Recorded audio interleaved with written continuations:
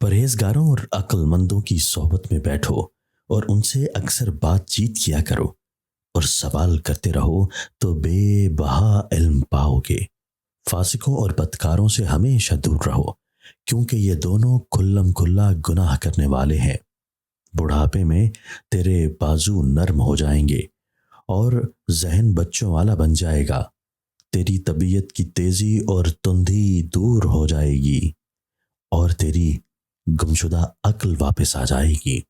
جب کوئی بندہ ایسے مزاج کا ہو کہ اس کی عزت کرنے سے کچھ فائدہ حاصل نہ ہو تو اس کی اعانت کرنی عقل مندی کی بات ہے، اور جب کسی شریر کو کوڑے لگانے سے کچھ اثر نہ ہو تو اس کے مادہ شرارت کو تلوار ہی دور کر سکتی ہے۔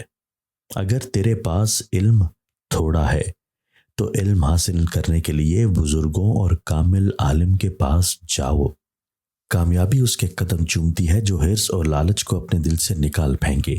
آپس میں میل ملاپ اور موافقت رکھتے رہو اور ایک دوسرے سے دور رہنے سے اجتناب کرو۔ جس انسان کو دین کی نعمت مل جاتی ہے تو اسے دنیا اور آخرت کی بھلائی نصیب ہو جاتی ہے۔ سب سے اعلیٰ درجے کا واعظ یہ ہے کہ آدمی مردوں کی قبروں پر نظر ڈالے رکھے۔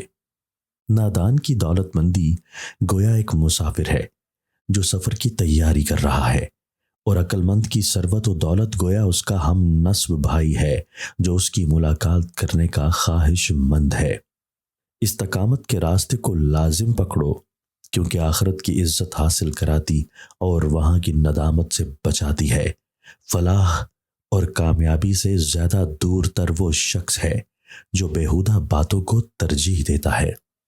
فلاح اور کامیابی سے زیادہ دور وہ بندہ ہے جو بیہودہ باتوں اور دل لگی اور مذاق پر فرفتہ اور صلاح اور نیکوئی سے بعید تر وہ ہے جو زیادہ دروغ گو اور بے حیا و بے شرم ہو۔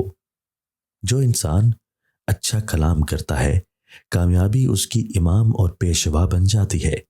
جو بندہ برا کلام کرتا ہے اس پر ہر طرف سے ملامت کی بوچھاڑ پڑتی ہے۔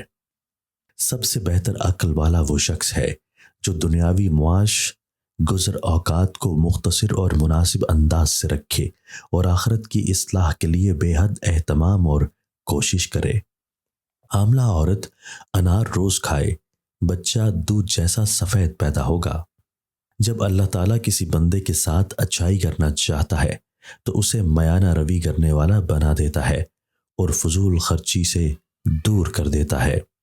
جب تو کسی امر کا خوف رکھتا ہے تو اس میں داخل ہو جا، کیونکہ ہر وقت اس کا خوف رکھنا اس میں داخل ہونے کی نسبت زیادہ سخت ہے۔